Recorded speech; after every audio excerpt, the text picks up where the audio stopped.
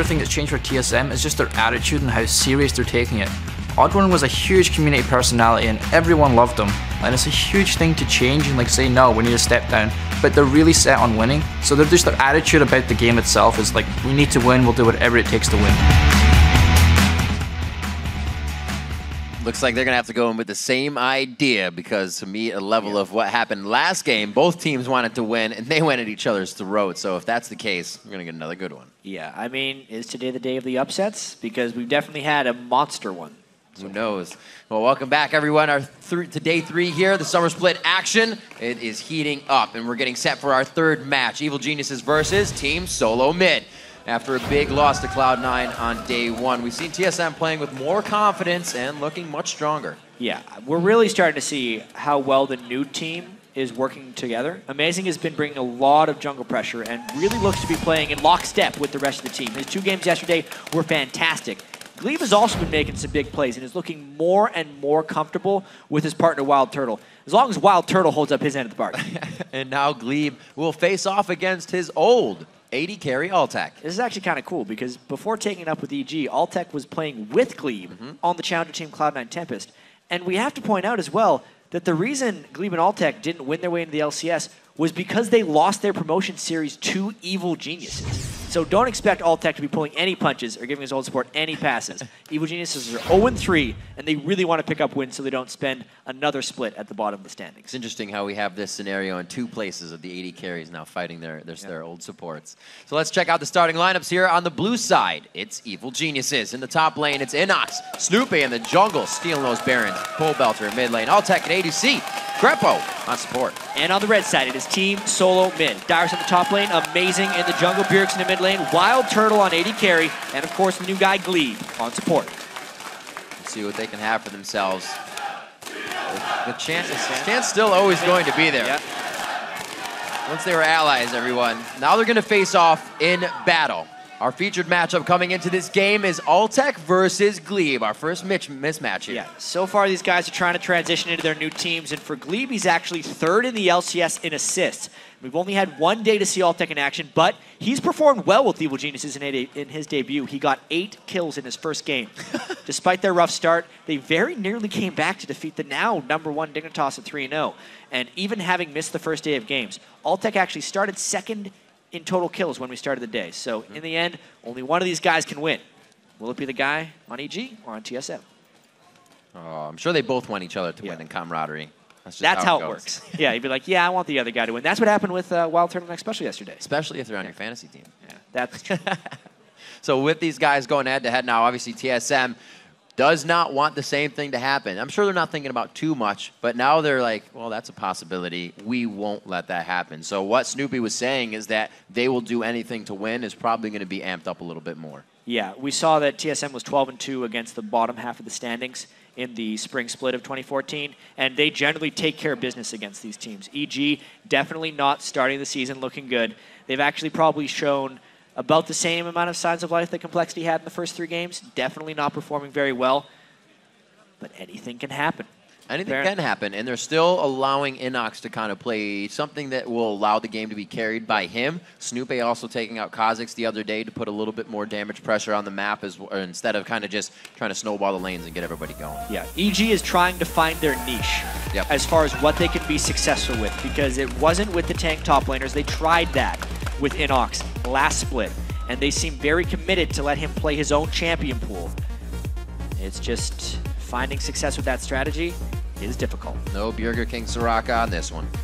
Shyvana being taken out as well by Evil Geniuses. Dyrus, one of most favorite, but looks like he might get a Renekton in this game. It's not taken out too soon. Innox really not putting too much playtime on that. Overall, TSM is kind of not taking full direction from Glebe, but he definitely has a pretty big voice on the team starting off. Oh yeah, Glebe really talks a lot, especially in Champ Select. He's 70 to 80% of their communication, it seems. So definitely a welcome addition in that sense. TSM in the past, especially once Reginald was gone, when they start losing, teams are generally silent. Yep. Glebe's the guy who can keep talking, try to keep the spirits up. Silence is chaos. Sounds a little weird, but it's the exact relation within League of Legends. It's a deafening silence. Lulu being banned out. LeBlanc seems to be making it through. A lot of things that TSM would love to play in this game may get right to them. The first pick of EG is going to be pretty critical here as the Kassadin gets shunned away. But they do take the LB with the Lulu ban. Kind of figuring that was coming. Pobelter's got a real strong LeBlanc game. What's TSM going to be able to pick up on the backside of that? Lucian, of course. Yep. Number 280 carry. Do they give amazing as Elise? It went unbanned. There we go. We get to see it. That's Very what he nice. became known for. The wheelhouse champion. Yeah. For amazing. On the Copenhagen Wolves, his Lee Sin kind of reinvented the way you initiate a little bit with Lee Sin. Not just ward jumping behind the person you queued to, but ward jumping and kicking back another person. Yeah. Effortlessly, it seems like. He doesn't even have to think about it at this point when he's playing Lee Sin. It's always so hard. I'll miss something. You try to do it. It is very mechanically tough to do, but these guys get it every day. That Lucian being picked up, we just saw Robert X. Lee have an amazing game on that. We'll see what WildTurtle can do is they ban out Twitch this time, and he's been pretty heavily picking that. Snoopeh. Not getting that Morgana. Krepo has played that constantly. Oh, yeah. And it really does give Altec and Krepo a pretty solid lane. EG was first picking the Morgana many times near the end of the spring split. Surprising they're hovering it for so long without locking. They're probably just deciding which 80 carry to go with. Whoop! Or just deciding to go with Kha'Zix. All right, saving the 80 carry pick for later. Snoopeh likes that. Yeah, they do. They already saw the jungler, so they just take it. They're not trying to show cards for a top laner, but neither is Team Solo Mid. They still have Renekton coming in for Dyrus if necessary. Bam. Huh. Well, they do not know if they're going against a Kha'Zix in the top lane or not. That's true. Thresh is a safe pick for Glebe. With and Innox. Renekton is a safe pick for the top lane. Really, all of TSM is picking very safe right now. That's probably just the most comfortable champion for all those guys right now. Yeah. Makes it easy to go down the line, really, within the first two picks that they would want in any LCS game. As he said, EG is kind of getting the same thing. Krepo, like you said, on his Morgana. Snoopeh with the Kha'Zix yesterday, but we also saw Innox on that. With the Lee Sin being out, Jax being out. I don't know if Innox has too many more choices other than a Trundle. Altec and Krepo, though, to lock in these last two. What kind of mid lane, or rather, jungler? No, they have it. 80 carry. There we go. There we go. Well, Seeing they got a lot of stuff everything. left to go. Bam. Yeah. Kha'Zix top lane So against it does Renekton. become the jungler. They better be lane swapping that because Kha'Zix will get eaten alive by Renekton. Once again, running just a very pick-focused team for EG, needing to find the catches where they may, and again, a lot of control out of the TSM lineup. There it is, Syndra for Bjergsen. Gonna see a little ball play coming in. Syndra versus LeBlanc matchup is a fascinating one to watch. Two people that can kind of kill each other at any moment. We've seen when Voyboy played Syndra, he tries to use his E while LeBlanc dashes in to stop the damage for it. Really tricky to execute move. He could do it fairly reliable. Let's see how Bjergsen does it, as he has often drawn Syndra bans. He got a pentakill with it over in the European LCS before he became a member of TSM. It's one of his long-standing dominant champions. Seeing Syndra kind of flickers into my head of Xiao Xiao's play on LeBlanc. Yeah. Bjergsen will go off by himself and try to solo people this game. He is going to be looking to assassinate as well. Let's play a little bit of trickery with the team as usual. TSM always having a very strong early game because they don't flex themselves into too many bad positions. They say we can do it early because you will more than not make mistakes. Yeah, and watching TSM's game yesterday against Complexity, they played more controlled than I've seen them in quite some time. It really looked kind of like Season 2 TSM, where they were just solidly winning their lanes, reacting to the other team, and just slowly just crushing them. Right, we'll see what happens before the game gets underway. We want to see who you are voting to win on this one. According to LOLesports.com, that's a 90% vote, but we just saw one of those votes. Yeah, but remember, keep voting, because that can change throughout the game. Send your picks to @LOLesports and use the hashtag EGWin or TSMWin, depending on how you think the game's going to go. Innox played quite strong for Evil Geniuses yesterday, and we have seen pretty good numbers for Altec. It seems like most of the 80 carry switches and the support duos have been working to an extent, but it's not coming together with the team when they necessarily need it. It's a long learning process because you find this a lot actually when you play new champions. Oftentimes, if you're playing a lot of them, you will learn your laning mechanics first. because that's what you're doing every single game, and it's something that you can repeat over and over again. But as soon as the team fight phase starts, that's when you start seeing some of the issues, because that is so dynamic and has so many different scenarios. It takes a long time to know exactly what to do in team fights with new champions as well as with new lane partners. I remember back to the first split, it was so prevalent that teams would get to the late game, and in the LCS kind of match, they wouldn't have that kind of stressful late game, and nobody would end. And we were saying, when are people going to practice this late game? And it took a few splits, but it seems like everybody knows how to continually organizing themselves now throughout the game instead of just stalling things out until somebody makes that big mistake. Yeah, every time you play League, you learn something else. It's crazy to think, especially with TSM, a team that has completely different team members than they did in the Season 1 World Championship. Crazy to think that they've been along this long, but the game was so different back in Season 1. And every time someone does something good, nice flash burn, it just adds to the League knowledge of everyone else, because it's much easier to mimic and just grow the things people take for granted nowadays that used to blow people's minds back in the day. So these guys like Amazing, new on the scene, continually trying to innovate. Safe play from EG to get vision on the map. Same thing's going to happen on both sides as per usual. We'll see what happens. Last game, we had a very quick triple kill in the bottom lane. I don't think anybody's going to be privy to that on this one. That was a little out of the ordinary. Seen a lot of Corki play, however, though. Starting to pick him up. He's like the third AD carry. Yeah. Altec has already had one Corki game. It was his much weaker game. He got a little bit crushed. He's down at least 50 CS. And we got to remember, EG's last game didn't exactly end in a defense of their base. It was a wrong call made, and a push by the other team was able to end that one out. So really hoping they structure their calls more soundly today. Flash down on Amazing takes a lot of his early game pressure out. Should be good for the EG lanes. A little bit of aggression there. Pobelter quickly distorts in. Yeah, standard lanes going very nicely throughout these games. When you go for that 2 push and you don't get much, it's kind of slow. Want to see some action in Super Week, and it looks like it's going to be Innox versus Dyrus as they make their way to this top lane. Dyrus will do as Renekton does best and start going right at him. Yeah, I mean, Dyrus really wants that matchup, and especially with Lucian Thresh as well. TSM really wants this matchup. Syndra really wants a 1v1 in the mid lane as well. TSM gets what they want with these lanes. EG thinking they can outplay, though. Nice piercing light harasses from WildTurtle. Also putting a push on the lane is going to stick Krepo right against that turret. Harder to hit the Dark Binding. So TSM already kind of structuring the way they want that bottom lane to work.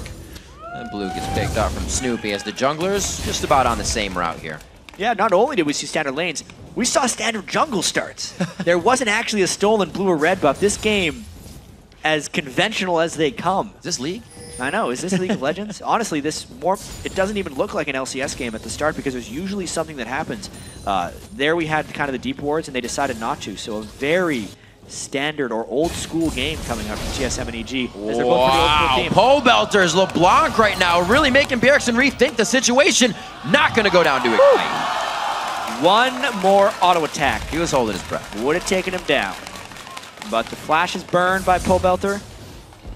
And the Ignite goes down as well, so Bjergsen could potentially aggress if he gets something when he comes back to the lane. Still a nice move by Pobelter early. Really great. It's going to pull Amazing in, so without flash pressure now, with knowledge of the jungler, things can get a little hairy for EG, and it looks like they're going to put some pressure on the top lane. Dyrus still flash and slice and dice up. Innox going to try and make him into a trade, though. Slices, dices, and flashes. 3 simple steps to stay alive. Still, he burned a lot there. Yeah. And the wave might be frozen in a bad spot for him. He actually needs Amazing to come up there so he can get that lane moving again. That's exactly what we see Amazing doing. They can do that once again. Teleports down, so Dyrus is going to have a long walk back to the lane. But like you said, Amazing is going to try to put the same thing in order here. Snoopeh coming in. He actually uses the repels to close. So they are going to have to be stuck in this fight. The flash from Snoopeh, because repel was already used. Innox forced to jump out now. Dyrus and Amazing definitely having the upper hand here, but there's no more slow to be applied as Snoopeh tucks himself in the minions. It was a nice move there by Amazing to make it up to the top lane. Obviously, he needed to be up there so Dyrus could get the minion wave into the lane and still maintain experience, because with the threat of Snoopeh there was no way Dyrus could do that. But Snoopeh absolutely overcommitted for that gank. Using his repel in with no actual sight of Lee Sin is just a disaster waiting to happen. Amazing ahead of him there, and Snoopeh honestly made a mistake. And Pobelter timing his back with Bjergsen's nicely so doesn't lose any CS. Also keeps up with the rings and vision for himself, so he'll have a bit better time going aggressive on Bjergsen, especially now that Amazing may be called to stay in the back pocket there in mid lane. Yeah, well, Amazing is actually level 5 right now, so he's gotten a lot of lane experience. Remember when Bjergsen went back to base, he got to sit in the mid lane, and then he also helped shove when Dyrus was up there, so we could be seeing level 6 Lee Sin kick gank coming in pretty quick. Good little bit of pressure. Pobelter almost in range for a distortion chain. Bjergsen may have died if that cocoon hit him. Pobelter had his full burst combo ready to go, and it would have been lined up, so a very timely dodge by Bjergsen. Still going aggressive. A lot of teams are kind of seeing that the aggression, even though it is the thing that's going to get you killed sometimes, is actually the thing that gives you the lead in this super week. A lot of teams that have been pushing buttons and really getting the upper hand here. And right now they're pushing TSM's buttons. Gank on Bjergsen in the mid lane is almost a kill, so they're wary. Yeah, still no first blood in this game. Innox staying pretty aggressive. Really trading pretty fortuitously. Trying to get that amplified damage in. Yeah, Renekton's let that too tall to enter top lane. Well, you must be this tall to enter top lane. Yep. And Kha'Zix is pretty short by height standards. Standing on his toes right now. Yeah, he's doing a great job. I'd say Innox is outplaying Dyrus in that matchup just to stay even at this point. Gotta watch Pobelter. Amazing on the other side, gets himself very nicely away. That is gonna be a dead Pobelter. Wow. Even with the 2 Dorans, Bjergsen knew exactly how much damage. He hit level 6 so in tune with the Ignite and Ultimate, he leveled that skill up immediately. And Pobelter didn't have time to even flash away. The instant he saw he was level 6, he flashed, but the Ignite and Ult had already been started. Too many balls on the ground, dead Pobelter. He had just enough mana, too, to reel all that damage out. Like you said, knew what was going down. Bjergsen really not feeling any pressure, even after Pobelter pushes him out early in the game. Takes out kill for himself. 700 gold on that lead. I would love to see how quickly Bjergsen leveled up that ultimate before using it, because it was seemingly instant. That's what so many Syndra games are going to get you. Check this out. He actually is level 5 for quite some time, and I wonder where he gets that last hit. It just happened instantly. How quickly can you level up and use your ultimate on the enemy? Perfect stuff from Bjergsen. Pulls out that Syndra. Plays it in solo queue for a reason. Play it at the top level and win with it. Teleport back to the top lane. Innox is 6 now, but now with Dyrus, he's actually going to back. I was going to say that may be jungle or dragon pressure if they're allowed to get to it. Blue buff going over to Bjergsen as that pressure on dragon is starting to be set up. Shouldn't see too much though as Snoopeh dodges out that sonic wave. Yeah, amazing with his ultimate as well. More powerful level 6 than Elise. Elise just gets that extra spiderling. Just nice, but not the same as a Lee Sin kick. And also, the low cooldown on Syndra's ultimate really makes her so much more threatening. He just killed Pobelter with it, and it's back up again. So Pobelter has to be wary. He's down a full chalice in items. Back and forth. Pobelter still trying to get in the hair of Bjergsen here, but TSM starting to make their moves. They want to start putting kink in this gameplay for Evil Geniuses. Pressure all over the map. Oh, Krepo puts it onto Altec. He really wasn't in range for much. A little bit of a mistake there is going to cost him his life. Can Altec turn it around? Yes, he will get the kill here. Turning it on to Gleeb. No mana. This is all about the auto attacks. And with Gleeb having a shield, he should be able to put himself in a great situation. Gleeb with the plays. A few more auto attacks. He's stuck in the minions, and he can't get out. How unfortunate. The old friends become enemies right there, and Gleeb walks away with a double kill, getting the post-flash death sentence. You want your AD carry to get those double kills, but it feels good as a support if you have your AD carry fall and get those back. Gleeb pumped after that kill. Good retribution kill there for his teammate. Snoopeh seeing what he can do about pushing Amazing off here. He gets the started damage. Good block by the spiders, and Amazing is forced out of this one. It looks like he'll give a little bit of pressure, though, with Bjergsen. Take another look at this one. It all starts with the 1 death sentence onto Krepo. Krepo black shield to the wrong target, but then WildTurtle dash right into a bunch of pain, so Altec is able to go through, and we have a dive coming, so there's no time for replays. Oh, Innox gets kicked immediately. They're just trying to deal out the damage. A Ring Around the Rosie is a popular game today. Yeah, he had his ultimate when the majority of the damage hit there, so he was able to survive the Lee Sin kick and then burn his flash to get away. Maybe a repeat gank for TSM if they come back up there. Pings down towards the bottom lane. Oh, it's just a ward clear coming in, making sure Gleeb has safety for WildTurtle in the bottom lane. Definitely a bit more of an aggressive bottom lane, even when they don't know where the jungler is. Yeah, they're surprising with that move there, landing the hook and going all in instead of just playing passive. Even with the Targons as well being built up, really showing in the CS advantage. So 17 up is WildTurtle over Altec, despite dying in that duel. So you can finish the Bloodthirster first. Get that pressure on with more damage. It's going to help Altec definitely, as WildTurtle has been able to keep him under the turret. So once Altec can get that big damage out with some missiles, he'll be able to keep WildTurtle and Gleeb at bay for those plays. Like you said, 20 CS in that lane, so it's not going to be easy. Back to the top side, not too much going on between these two. Yeah, they know the flash and ult is down, so if he gets Innox, Innox is playing so aggressive right now with no backup, it might even be catching TSM a little bit off guard. They got to go soon, though, otherwise his ultimate's going to be back up. Mind games here from Dyrus. You can see him charging up, trying to get more and more. So patient. Yep. That's all he has to do is keep minions between him and the opponent. TSM should have pulled the trigger about 15 seconds prior when Innox was in the minion wave, but they wanted him to go a little bit farther, and it ended up being too big of a waste of time for Amazing. Does not successfully help out Dyrus. See Pobelter's build here. He felt like he was actually doing quite well in the lane with that push out, and he builds no magic resistance, even being burst out just a few seconds ago. Goes for boots right away. Yeah, he's got to play super cautious against Bjergsen. It's his confidence in himself to dodge the skill shots. Oh, there you go. Ooh, double sweep, unfortunate. Right in the back pocket of Bjergsen. Knows they're going to try to give him trouble, especially with the blue buff. Good read by Amazing there, as Pobelter trying to get on some free damage before he gets out safely. Here's more plays from Gleeb and WildTurtle. The dodge is out. They're still going to have to eat that culling, and that's the lane pressure that TSM continues to win. Yep, and no sustain for them. They're going to try and Vamp Scepter heal a little bit up, but that could very well cost them a bunch of turret damage.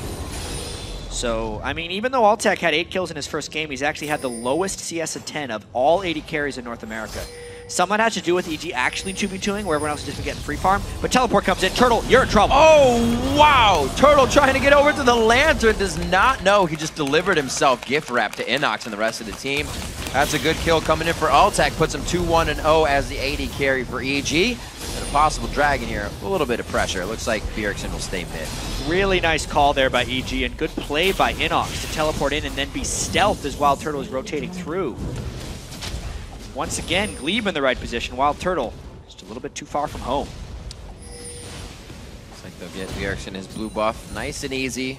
He can start to control the mid lane once again. It's actually quite close between those two, 106 to 113. And just that kill from Bjergsen that got a little bit of, actually wasn't even really that much help. Stop the recall. Gleeb playing a really good game on Thresh so far. Difficult with that death sentence against Morgana. You have to play that guessing game with the black shield and Morgana. So far, Gleeb's been doing it just right. A lot of when we saw Morgana coming out, people would bring out the Leona because the Zenith Blade will still bring in, and then you go ahead and you stun the AD carry. But I haven't seen too much of her. Got some good ones, but not as of recent. 3-2 as we are coming up onto 14 minutes. Dyrus is going to go ahead and walk it all the way back to lane. This gives him teleport advantage as well. The lane was being held in by Innox. Doesn't know how much pressure he can put on this one. And Amazing again is going to let him know just how much pressure. And this game is actually pretty close. We got to remember, TSM has 2 roster changes here, and there is some adjustment periods to see how long until they meshed. Yesterday, Amazing looked very good, and today he's on his bread and butter champion, Lee Sin. You would expect him to attempt to dominate this one, but he spent a lot of time top lane, and not many of those trips have led to actual kills. Again, he shows it does burn the ultimate of Innox, but not much else. Good dive out there. Now, it would not have been a good fight, especially with Amazing being able to reveal. See him go and get into position. Snoopeh's going to try to recover and figure out what's going on in the jungle, and this may be a little bit of damage control here from EG. Won't be able to do much, but they do get TSM out with any harm done, really. There's the blue buff they may be looking for, though. Just spawning up. This is going to be big for Pobelter to get. AB carries are kind of effective in this game with the amount of damage they're doing on Syndra and Leblanc. And Bjergsen really the one coming together with his items. So Dean's Unholy Grail completed, whereas Pobelter is probably just slowly building up towards a Deathfire Grasp. That would be his first item. Go back and get that needlessly large rod. Oh, maybe? Oh, so close. Almost. No cigar.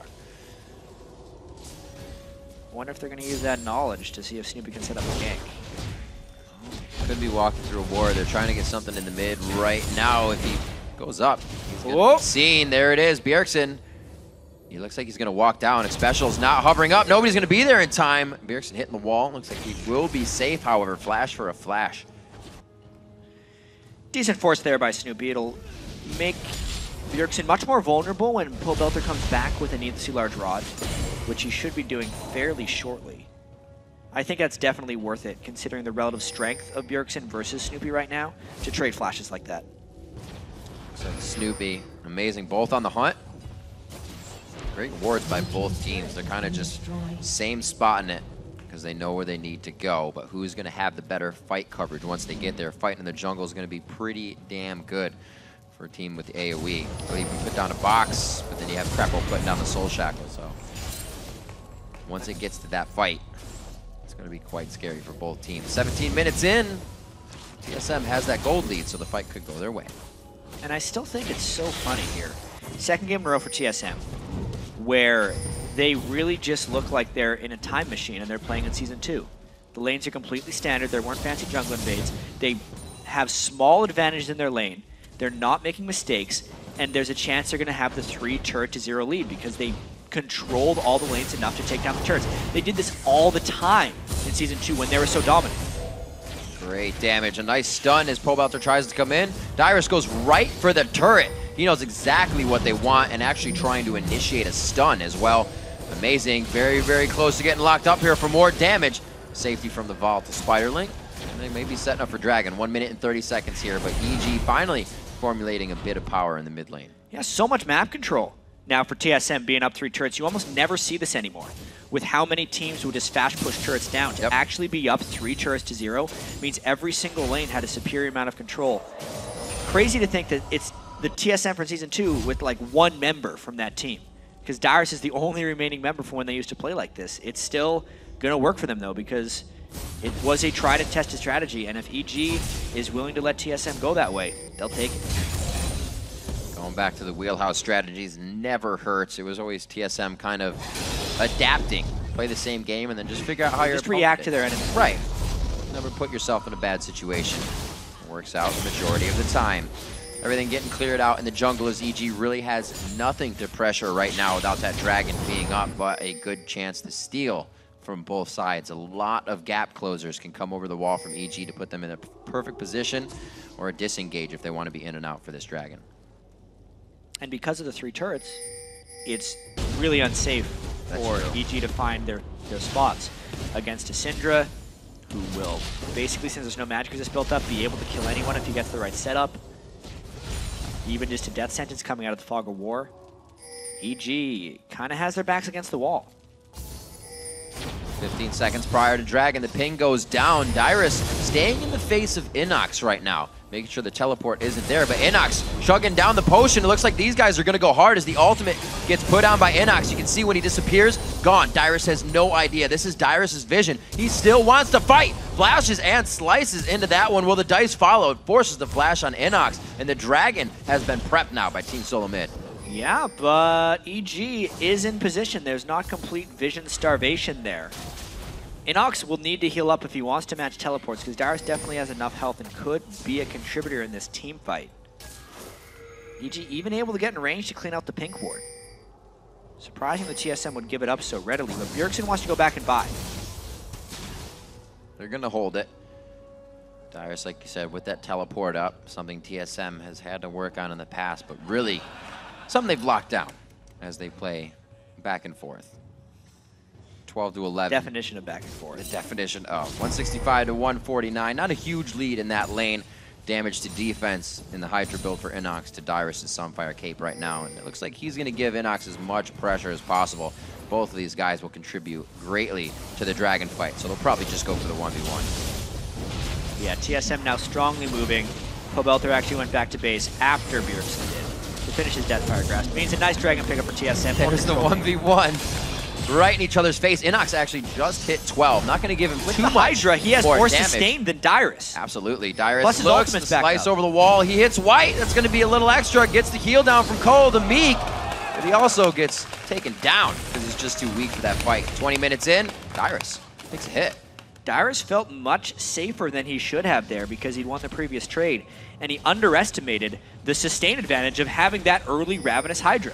So Innox, with all of his practice on the top lane squishy assassins, outplays the conventional Renekton Dyrus. Just watching this one more time. This was just how long they've been fighting for as the Dragon went down, and being in the minions doesn't actually help Dyrus here because the Hydra is hitting all of them anyway and helping Innox lifesteal. Slice and dice out the last bit of that Fury too instead of stunning up, but Innox still would have been able to chase. You can see these guys using their champions to that max ability to get the kills.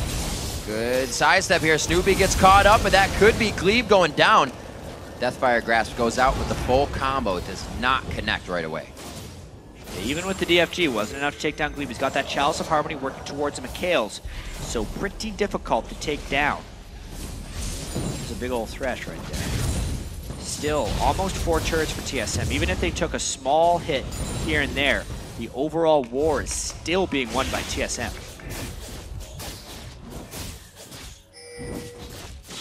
Quite a slow game from really what we've been seeing in the action of Super Week. Now 3-3 coming in. The junglers have had 0 participation around the board. They've been all over. They've been near the fights, but 0 participation for them just yet. Amazing. Really actually playing well for TSM coming into games 2 and 3. And we know them coming off the loss of Cloud9 is something they don't want to continue. They want to start that W column rising again. Oh, Dyrus actually backing off of Innox. Yeah. Not even thinking about trading this time. Innox going to be able to get very farmed with this continuing. Still though, got a 3,500 gold disadvantage. And EG would have to find a way of sieging turrets, which is kind of the fault they've been falling into with these squishy top laners. Yes, Innox can do well in lane, but transitioning the game without a tank is not something League of Legends teams have been able to do. Kind of in the history of the game, unless they're a very strong poke comp. They have the idea of clearing wards. They still need a few more wards, at least Wraith, something below them as they have displaced. But to go to mid would be quite scary right now. It's almost dark completely around Evil Geniuses. So as they set themselves up, they do look to create a little bit of pressure. Krepo baiting out a hook there from Glebe. They're not really coordinating their power right now. They're just allowing TSM to hold them off. 2 members easy. The wave coming up behind. We'll see what they can do as TSM congregates in middle to stop this. Well, they're hoping to get a catch with the Elise for the Morgana, and then that would line up a Pobelter DFG combo. They're keeping Innox in the top, because honestly he has an advantage, and they want to use that to try and create a split push opportunity, because team fighting as 5 is not the way you play it without a tank. Turtle says he has the back, uses the culling to wipe out the wave immediately, and EG was ready for that wave. So now, not really wasted time, but they're not getting anything out of Xiao just being in mid. Innox, no help to Dyrus in the top lane. Looks like they're just back and forth on the island. Dead even CS as well. It's the other roles of TSM that are giving them this gold advantage, as well as the 3 turrets TSM has been able to take down. Bjergsen might decide to just go death cap there. When he gets that, he'll be a very powerful Syndra. Easy farming for Innox. But once again, it'll be about his transition. He's doing great in lane right now, but how much can they really use that to their edge? Because if Dyrus is playing passively, he's not even able to get turret damage. Playing that fog of war game coming out from Evil Geniuses. TSM likes their chances pushing down mid. Dyrus with the teleport ready to come into the fight if necessary. Looks like they may try to back off here. They want to get coverage on what's going on towards the top side of the jungle. And the ping towards mid from Evil Geniuses. They're going to try to dictate the game here as they have TSM spread. Yeah, they're thinking the TSM is moving towards Innox in that top lane, so therefore they're pushing mid lane to make sure they can't fully collapse on Innox. It's kind of the team saving him from being a little bit extended there. As for their wards would help quite a bit. Every ward, one that seems to be placed down, there's 2 on the side of TSM, keeping it even safer. Krepo off by himself, doing what he can. He's got up to the Moby boots right away after the Sightstone. We have the Mikhail's Crucible finished over on Glebe, so you can just see the influx of money he has in 2 kills. Yeah, really assisting the team to facilitate more and more fights.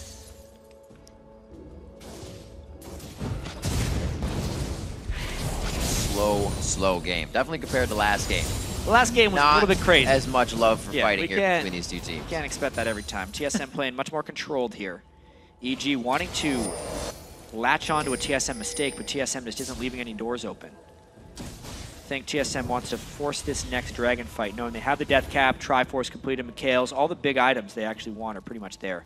Snoopeh is trying to tank up as much as possible, knowing they don't really have a front line and he's going to have to be the one to go in. But without a huge amount of farm dedicated to him or a bunch of kills, he's not going to be able to be that tanky. He's trying to stack resistances for now, but he could go down pretty fast if we see a team fight. The hooks coming out from Glebe, only so far off each time. Now we actually have a switch up between Dyrus and Innox. They're going to kill it real fast, so EG has to make up their mind very quickly. No teleport from Dyrus. Innox able to actually join the fight if he wanted to. Dyrus now starting to teleport in. He's going to be right in the middle. Pobelter forced the distortion away. 2 out of the 3 dragons in the game now have gone to Team Solo Mid in a 5,000 gold lead. Yep, it's a slow and steady game from TSM. They played the same way against Complexity and were able to get some solid wins. They don't really have to take risks against these teams in their mind because they're going to be better than them playing safe, and that has been true so far against EG. Looking to focus as much as EG does around Innox as a carry. They don't have a situational team to formulate their composition around that. If he gets fed, they don't really have anything to protect him. Everybody else is trying to get fed as well. Yeah, a fed Kha'Zix is often a reflection on the rest of the team because he's so good at cleanup. Oh, invisible once again, stays for the fight. Actually gets some good damage if he can get some. No, he cannot get some lifesteal. I was going to say one last attack and maybe the Hydra to add it in there, but not enough to keep him alive. Dyrus now has the upper hand in the bottom lane. TSM finally have a big move to play now, and it's going, no, Dyrus has actually come to mid here. They're going to go straight for it. Yeah, they want to finish off this turret. They got a lot of harass out of Snoopeh. The Dyrus win on one side gives them the confidence required to take the mid lane turret. 4 turrets to 0. Nicely done. A very back and forth game between the top laners there. Dyrus able to win out that one after he got a little bit more armor. I mean, this was Innox starting the fight very low. Exactly. He needed to try and play the sustained battle if he wanted to win this one, and Dyrus knew that. Dyrus has a lot of experience. He underestimated Innox once. This time, he finishes him off while Innox continues to fight, flashing after, and just using his rage. It's a lot of damage. Dominus ticking quite fast. Like 60 damage level 2 that's hitting you. Especially once he hits level 16. It's actually one of the few skills in the game that has multiplicative scaling. Instead of going 200 health to 400 health to 600, it goes 2 to 4 to 8. Same with the damage. It goes 30, 60, 120. So that level 16 is going to make it even more difficult for Innox to duel him, even though he gets his 3rd evolution. Right. 240 to 240 in that lane in CS, chat. I don't know how much more head-to-head it can get. The assist to Innox is really only the participation. He has more over Dyrus in their fights. Slow game still for the junglers. They're fending for themselves at 106 and 118 CS, but still having an impact on the pressure of the game. 5,000 gold lead. Hasn't really creeped away anymore for TSM right now, but it's going to be Baron pressure quite soon. You can see Glebe and Turtle setting up defense on that. It's not going to be long before EG has to pressure. Yeah. They're hoping that something comes to them in order to make a play, but it seems like all the cards are actually held by TSM. 29-minute first turret for EG. At least they got one. No teleport up for Dyrus, so he has to go deal with that. And I think the 4v4 will continue for TSM. They're pretty darn content doing this one because they're the ones with the standard team composition. So they feel like the later it goes, the higher their chance of winning become. But not if Turtle continues to get caught out of position. This has been a problem for TSM. So far this Super Week, 3 deaths on him. Yep. Getting caught once again. Yesterday, his catches on Twitch, even invisible, thinking he could get Thinking he was invisible. He was in pink ward. Right, he walked right into pink ward range. Not so good. Nice move by EG. Yep. They found a pick they needed. That's what their whole team is predicated upon. Split pushing and getting picks with their other squad. Gotta say, the last 10 minutes, definitely patient from EG, if anything. I thought they were really feeling on the back foot, but they were just waiting. They knew what needed to happen. Now start to pressure the turrets. They had nothing at 29 minutes. Now they have 2 and a possible 3rd turret right away. The influx of gold is going to be perfect for them. Yeah, Dyrus, though, finds a stun on Altec. Does pop his ultimate just for the turret defense, though. That's to stall for WildTurtle to get back there. Good work. Strong play from Team Solo Mid. They are not afraid to keep going and going. So Turtle back into the game now, 0-3-2 to Altec's 3-1. Yeah, it's just a nice dark finding. WildTurtle sticking around a bit too long trying to kill a ward, and then dashes backwards as the binding follows. Still finds its mark. EG finally getting those deep wards in, doing a very great job of using them effectively. Turtle almost going down again. That is going to be the ultimate from Bjergsen, one of the highest damage ultimates in the game, but I don't think he had enough spheres on the ground. No, he just tried to use it. Yep. Basically dry right there. Almost got him down because there's no MR on Pobelter. It's been a scary situation. That's when your teammates kind of cock their head and look at you. And yeah. No, he's probably going to die in 1 second. Dangerous, man. Mr. Turtle. It's funny how the Cloud9 Tempest bot lane are the ones that have all the kills in this game. 2 kills for Glebe, 3 kills for Altec. Their new partners are the ones that are potentially struggling. That's the matchup. They know it. They're trying to play it harder against each other. Our first mismatched matchup of a lane different to support. So it's going quite well right now for Altec. 272 to 292 in that lane. WildTurtle making sure he's farming, but doing that has got him killed. So I think he might slow down a little bit. The team's going to let him get all these waves as they pour in. This is kind of the time of the game where TSM is going to want to get some Baron control, and you can see that with all the wards they have in the blue buff area of EG right now. Even though the Dragon is up, they feel strong enough that they can just take that, and they're more worried about vision denial around Baron.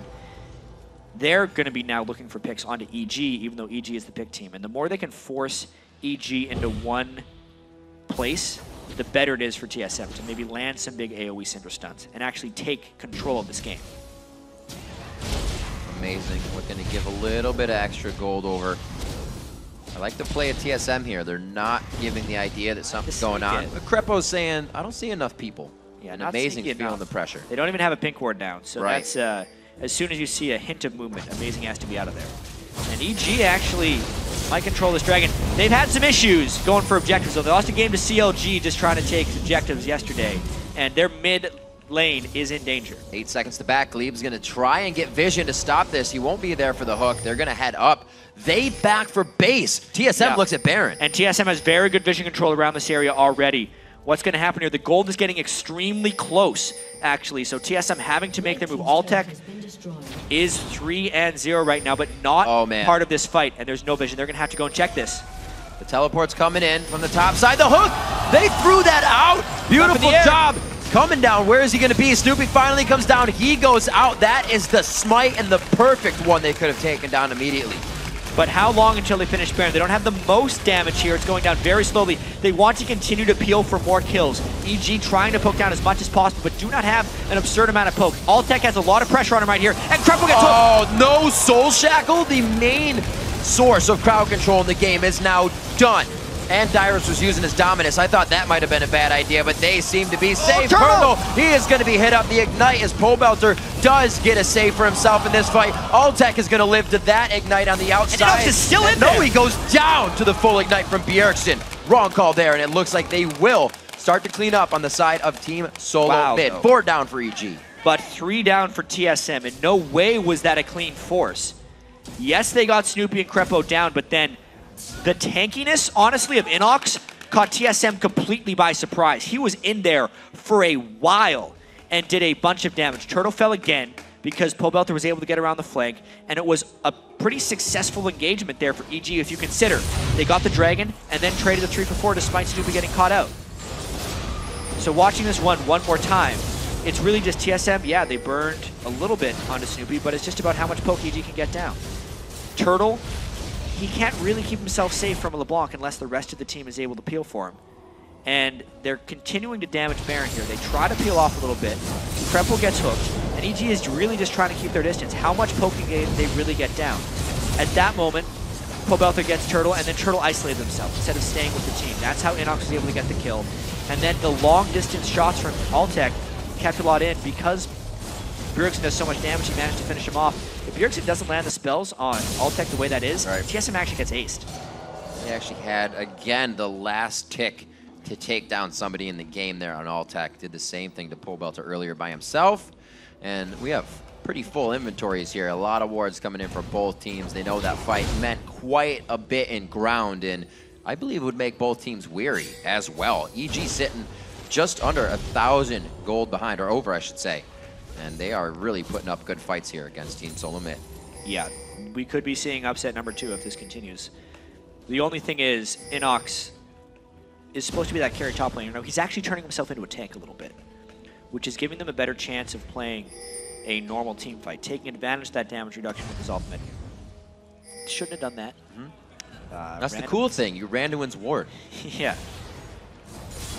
Trinket mishap right there.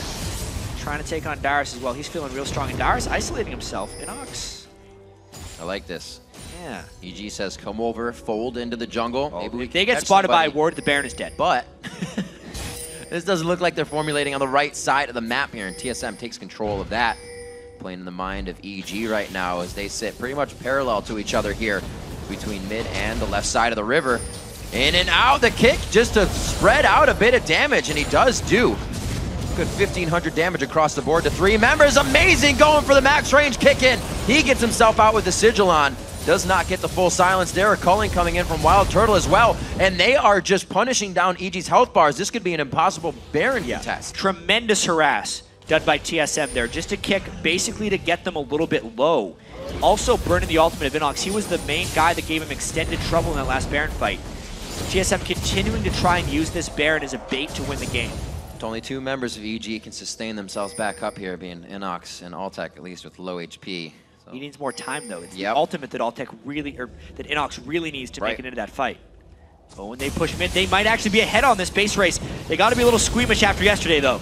This is going to be Innox actually tanking up the turret. He's going to have to get out of there, so they're going to be low even if the back happens. You have to be very careful. Yeah, but the minion wave was not there for EG, so it actually means TSM pushes faster because they don't have to deal with the backdoor bonus. Another missed turret trade by EG. Evil Geniuses feeling the pressure once again. It's not all the way to the Nexus this time, but I'm sure they were sweating that play.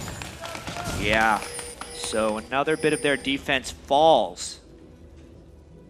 Breadcrumb wards all the way through the jungle, and they have pure vision onto Baron. Here's the setup. Doesn't look like they're going to start any damage to it, but they're going to huddle themselves in and prepare for the fight. We got to check. Parting together right there. Much better than last time. And really? they might try this posture up the mid lane again. They got to remember they have an exposed inhibitor. They can't actually pull off this turret successfully unless they think they can. How long can that turret last before TSM goes? Maybe because of the minions and the positioning, they can drop that turret quickly. But oh man. Nope. What are they doing? They're not playing this very well. They're not foreseeing the plays as they're happening. They're saying, can we do this? And then they realize they can't. Inhibitor goes down now. 2 calls to pressure on TSM's base and cost them theirs. They get nothing in return this time. Altec, the only one to stay. That does not seem like people are on the same page right now. There we go. They get a turret for an inhibitor. Bad trade. And now TSM has even more control over the Baron pit because there's super minions coming on one side, a monstrous wave that Innox has to go clear on the other. And catch potential all over the place. Whoa, Dyrone getting a little too hypey there. Throws out a ward, he thought he was safe. Look how much vision TSM has. Wouldn't you feel safe? Innox going in, looks like he's gonna be right in the middle of the fight. A huge kill onto WildTurtle. EG coming out of nowhere with this one. And TSM knows they need to run for the hills. This will be the inhibitor in the mid lane, but Bjergsen's still up. That ult is down. He can still put out damage. Innox didn't have time to finish off the wave in the bottom lane either, so EG has to be very fleeting with this push. They got to get the inhibitor and then get back to save their base from minions. They got the ping on it. They already know it's going to go down. This is a huge wave in the bottom lane. It's going to be met, but these caster minions will be taking down that turret eventually. EG with a great push. They've got the Yeah. mid inhibitor now. I mean, getting the catch on to Dyrus was absolutely crucial. They're not going back. They're going to be in pink wards here. They still have 25 seconds on Turtle, 18 seconds on Dyrus. They want to be able to go for that one, but their base could not stand for that long. They get one, but they also lose one, and that Nexus turret Almost, yeah. quite They a didn't bit go of back, damage. that Nexus turret would have went down. Got the and there would regen. be no guarantee on the Baron either. They are moving out of the base. They got their own super minions. Altec needs to be the one clearing these minions, but he is staying in the mid lane farming, and this means Baron most likely for TSM. Innox does not have a teleport. And it's a tricky situation. There are so many map advantages for TSM right now that EG has to overcome in this really close game. Hard fought across the board. The mid laners having a great impact at 3-1-3 for Pobelter and 3-1-2 for Bjergsen. Third day of Super Week, definitely turning some games on top of their own heads. Yeah, And two right now we're 90% seeing- votes in a row. Complexity was a 9% Yeah. chance to win. This one, EG was under 10% as well, and they're putting up one hell of a fight. They withstood being down 3 turrets to 0 early on in the game. You almost never see teams come back from that because it just means there's so much control they have to overcome. But maybe it's the fact that TSM still has these 2 new team members, Amazing and Gleeb. They've played well individually, but the team overall hasn't been able to make those plays, especially late game. Remember, with new team members, just like new champions, playing games, the laning phase is going to work pretty early on. But as soon as you come in and the game becomes more dynamic, it's different every time. You can't practice that type of repetition with late game decision making.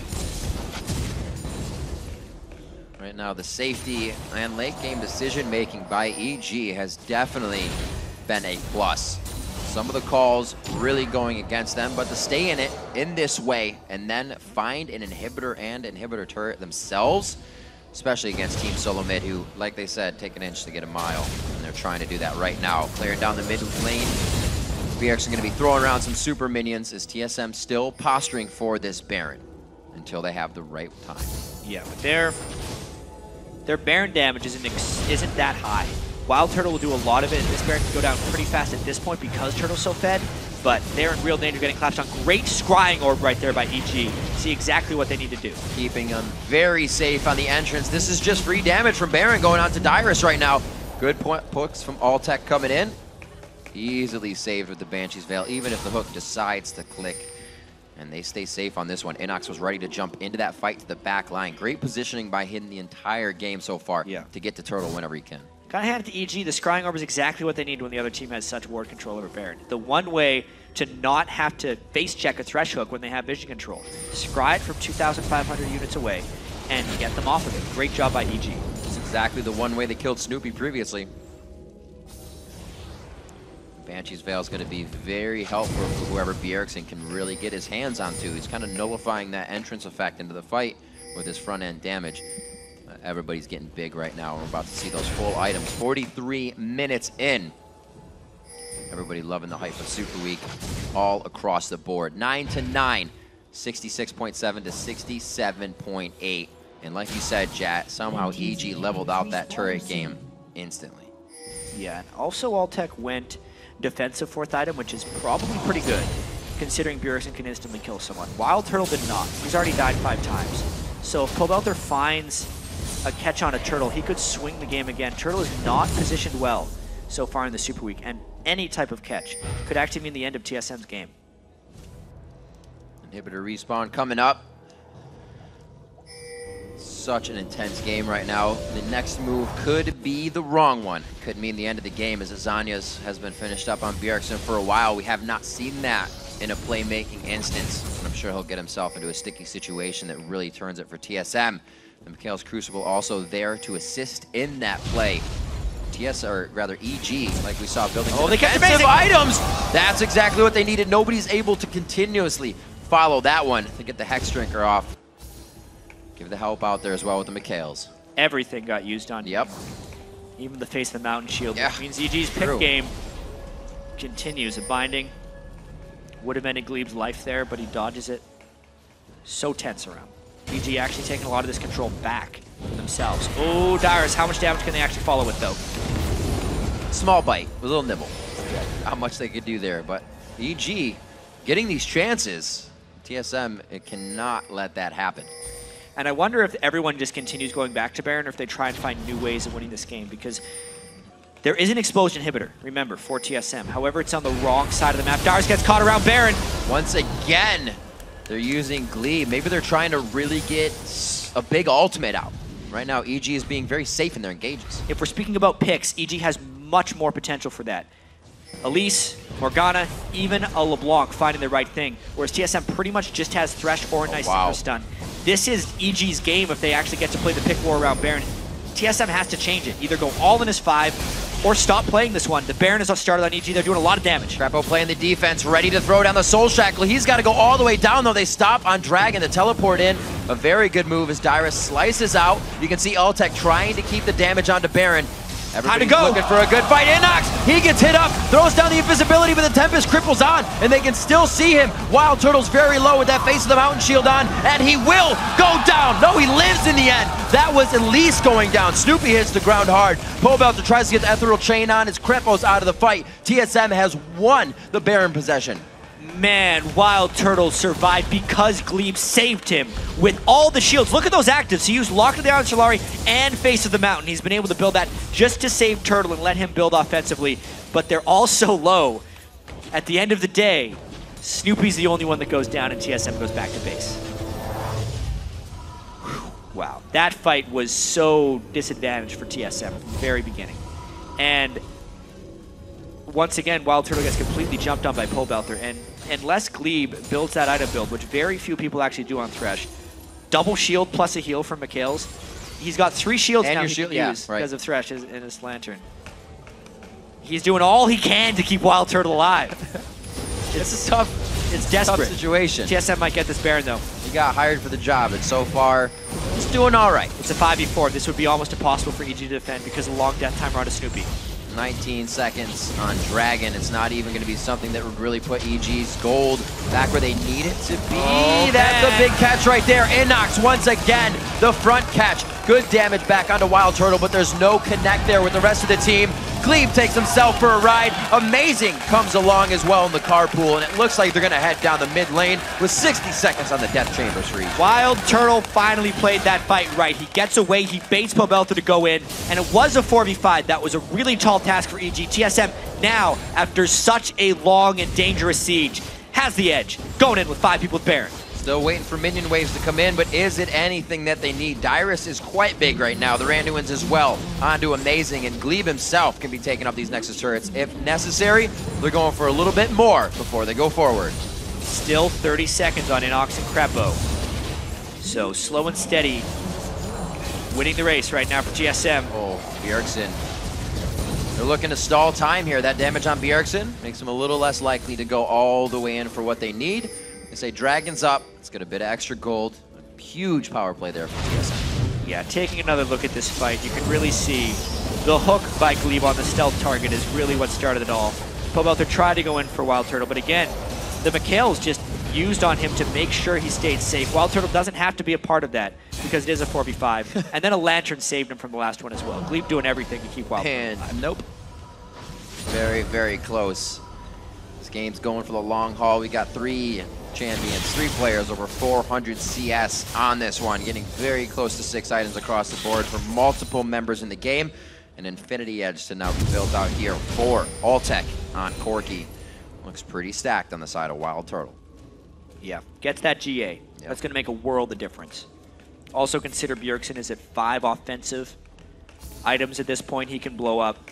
Even an Innox or a Snoopeh if he gets the right type of ultimate off on him. Right. Even with Banshee's Veils being built up on Altec and Krepo, he could still probably take one of them down. And the Baron buff with 2 inhibitors down. They're doing the classic thing everybody does. 2 inhibitors down, push the 3rd inhibitor. The minions alone will be enough to pressure somebody off, and they can hopefully take an edge as long as they don't get picked in this short time it takes for the super minions to reach the base. Well, they only have a little time on mid. River's still past half, so they have some time here to toy with EG in the bottom lane, the map being objective free of Baron and Dragon. They're going to breathe right down the throats of evil geniuses for the next 5-10 minutes. Blue buff onto Bjergsen. They're going to be able to keep spitting out Scatter the Weak.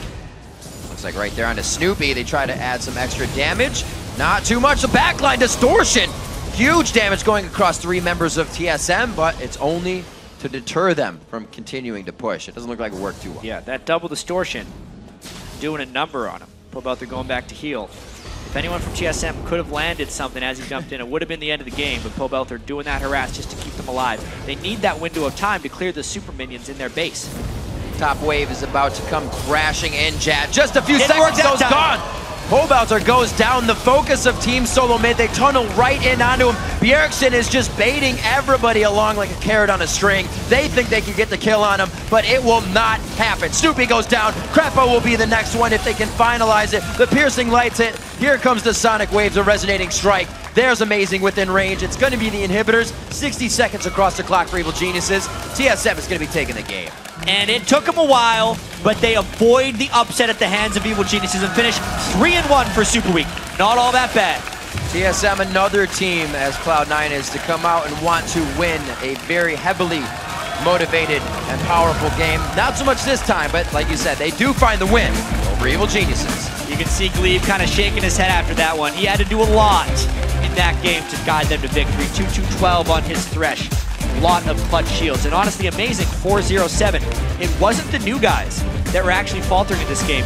It was the old guard a little bit for TSM, the WildTurtle position. Yeah. Dyrus getting caught out a few times and having some issues dealing with Innox over in that top lane.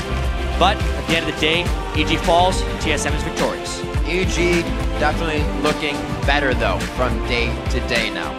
That was much more solid play, much more solid calls. They still somewhat fell back into it for a second, but were able to adapt quickly and get that back, something where they would have sat back and kind of just been sorry about the situation. Yeah, this was the day that the bottom tier team started bringing the pain to the rest of the LCS. Yeah. Complexity took down Cloud9, and EG nearly took down TSM, but it was not to be 2 upsets. Had to just be 1. Gleeb versus Altec, a very well-fought featured matchup between those two. Yeah. Gleeb making sure that he got a few kills on his former AD carry. Hyper late game as well, the game making it to 50 minutes. Corki definitely starts falling off in comparison to Lucian. Right. When a lot of just general resistance get built up into the other team, Corki has a very hard time getting both magic and armor penetration, so he falls off. That definitely happened for EG. They had a pick-focused team. Yeah. As soon as they got pushed into the same spot and weren't able to get the picks right when they had that moment, it was TSM who could take it home. And a game that tested the junglers as well. For so long, we saw both Snoopeh and Amazing being 0-0 and 0 across the board, kind of just helping with the presence of where they were. At the end of the game, Amazing now 4-0 and 7. So even the patience of TSM to say, everybody needs to get a little bit fed here is what they were waiting for. And 4-0-7 at the end of the game from 0-0-0 is huge. Yeah, and the slowness of the game almost benefited EG. Right? Because within the laning phase, they actually weren't doing that well. It was more the macro game where they really struggled yesterday against CLG, where they showed a pretty big stride of improvement. I think especially as Altec gets more used to playing with Krepo and they get more experience, their laning should improve. You know, EG did show some bright spots there against TSM. Right. They know when to take the advantage. They went from 0 turrets to almost 5 to 6 turrets immediately. Yeah. That's a huge influx of gold. If they can do that on their own terms, you got another team that's going to be in the top. That's all you got to do. But a lot easier said than done. At the same time, you know, how many strong teams do we have in NA right now? It's really hard to power rank at this point because everyone has played very different schedules. You know, LMQ came out 4-0. Dignitas has a chance to go 4-0. But Cloud9, they play CLG later. One of those teams is going to be, well, Cloud9, the best they can hope for is 2-2. Right. Who would have thought of that? What if Cloud9 ends up Super Week 1-3? They had a really tough schedule. They kind of ran the gauntlet here. But, I mean, what are there, 5 teams, 6 teams that are all competing for those top spots? And a lot of the teams came in saying that the benefits would really go towards Cloud9 for not having a roster change. Yeah. And really, it affects everybody, even a small timeout and not even a new member on the roster. So you really see what these guys have to go through just from day to day, and then seeing a team like Complexity come out as they did. Yeah, I mean, at that point, it's Complexity and LMQ that have the most stable rosters because they had the exact same roster. Yep. From the Challengers Series 1 and Series 2 the entire spring. And they took those into the LCS. We never know. You never know, indeed, especially today showing that true. For some post-game perspective now, we're going to throw it over to the guys at the analyst desk. Thank you very much, Riv. Want to welcome the dynamic European duo here on TSM, Bjergsen and Amazing. Guys, welcome to the desk. So that was a rather hectic game, 51 minutes almost. What happened? I don't really know. I just feel like every time we actually had set up the Baron properly, someone kind of just got caught. And then we just like had to reset the entire process of like 3 minutes or 4 minutes of setting up the Baron properly with vision and waves and all that stuff. And then someone just kind of got caught. I think that happened 3 times. It's delayed the game by a lot and gave them a lot of control. And we could definitely have lost that game. Someone. So bottom lanes. I've had a kind of theme of the day is shot calling for all the different teams. Now you guys with 2 new players, how is the in-game shot calling working with your new team? But also, who's coming up with strategies before you get to the games? Well, like during the game, it's mostly like me, Gleeb, and Bjergsen doing the calls. Like Dyrus gives info, like Turtle gives info about his positioning. But usually, like we try to make the calls for the team and really try to set up stuff. Whereas like the pre-game strategy is really shifted towards Bjergsen, Gleeb, who's doing a lot for the team, like as a new guy. Like those 2 guys really come up with a lot of stuff, and I don't know, like it works really well right now. So talking about sort of making calls for the team, I want to draw a comparison between you and Meteos. So you're obviously an amazing jungler. That wasn't intentional, but you're phenomenally skilled. I didn't mean it. You're a phenomenally skilled jungler. When he tries to do it, they'll be better, right? Yeah, it'll be worse. It'll be worse when I actually try. So Meteos, for example, is a style of jungler where he just asks his team to give him information, and he'll just make a decision and be like, oh, I'm going top now. How do you sort of determine your play style and how you help the team? Like right now, it's like usually in my old team, CW was like I decided the calls early game. Like I decided what to do in the lanes, feed me info. Right now, it's kind of different because I'm coming to a new team, so you have to adapt. You have to bring your own plays into. So I'm just trying to do my best to cover my lanes at certain times when they want me to be there. Like I don't really have the decision making right now in the early game, which may shift later on in the season. But as it goes now, like I'm just trying to help our lanes when they call up. Okay, so then actually let's fast forward a little bit into the game to the first of many, or I guess one of many Baron fights. This is one where you get, I believe it's 2 catches early on. If you can pull the replay up on the screen, I want you guys to walk me through either one. All right, set up for Baron. I can. I think this is, I don't really remember this. Oh yeah, we set up for the Baron and we actually get a catch on Snoopeh. But it's really hard to just like pin him down. So we wait up until he comes down from his rappel. We go back on the Baron here. I'm not sure if that was really the right choice because they have really good assassination with the Leblanc and Kha'Zix. And we just keep getting poked by Corki and Kha'Zix. So luckily we get a catch on Krepo. And we just go back up Baron again. Yeah, 3v5 should be easy, right? Not really. It's just they keep poking us. I'm already half HP here. Pobelter does like crazy damage on Turtle, and Turtle just like pretty much instantly dies. And I go for the pick on Altec. I kill myself to kill him, but it was the last ignite tick, so I'm not sure if that was worth it either. But I think after killing Krepo, we could have we had plenty of time to like recall and just set up all the vision again, and we could do the exact same thing again, but possibly get a pick on either Innox or Pobelter, which were really the main players who stop us from getting the Baron. It's going to be hard to make the decision, like, do we take the 2 for 0 and leave, or do we go for the 5v3 with the jungler dead? Yeah, like, exactly. 99% of people would be like, oh, just kill Baron, jungler's dead. Of course, that's what we did. Sure. And it probably wasn't the best decision in that specific play. Okay. So Amazing, I want to actually ask you about something because you're a big Kha'Zix player as a jungler. Kha'Zix is a great jungler. Top lane Kha'Zix gave you guys a little bit of trouble for a while. Is there a big difference in what Kha'Zix will do when he's top lane? Did you guys even expect to play against this? We really expected actually. Like we tried to pick his Lee Sin away because Innox has been showing like really great performance on Lee Sin. So we wanted to force him onto Kha'Zix actually. The problem with top lane Kha'Zix is that if he's able to 1v1 the top laner, there's no chance that you can actually like split push at all. He's just gonna kill you over and over and over again. A jungle Kha'Zix like will farm more, takes more time to scale up in my opinion. Like will have his AD jungle item afterwards, tries to gank lanes. It's just like a mix up. I don't know. Like it was really giving us problems because we were not really able to get plays onto him. I tried a lot. Snoopeh was able to get some counter ganks in. So we had like the 2v2 potential on top, but we never really focused anyone down. So there was no scaling for Renekton. Which we should have had during mid-game, where he could have like trashed Kha'Zix basically, but that never happened. So we just wasted our potential early game, and Kha'Zix was able to do something mid-game. Okay, so then walk me through actually a second replay we have. This is the Baron fight that actually wins you guys the game, I believe. We can pull that replay up. And this is basically, I guess, just amazing. Walk me through this one. So let me remember the situation. We start off the Nash again. Yeah, Snoopeh just respawned, Yep, so we're on exactly.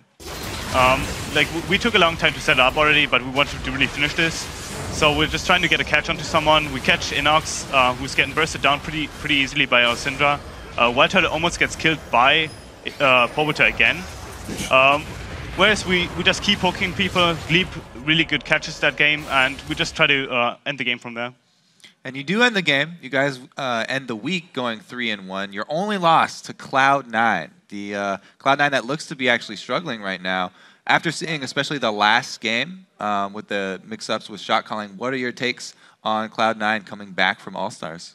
I just think they took a break after All-Stars, and so they only had, I think their practice is not that much, at least not as much as other teams. And I feel like they should have maybe used more time going or practicing for the Super Week, and that's why they're not looking as strong. But C9 is always a team that if they lose one game, they just step it up. They focus only on League. They just become back to being the powerhouse, and I think that's what we're going to see next week.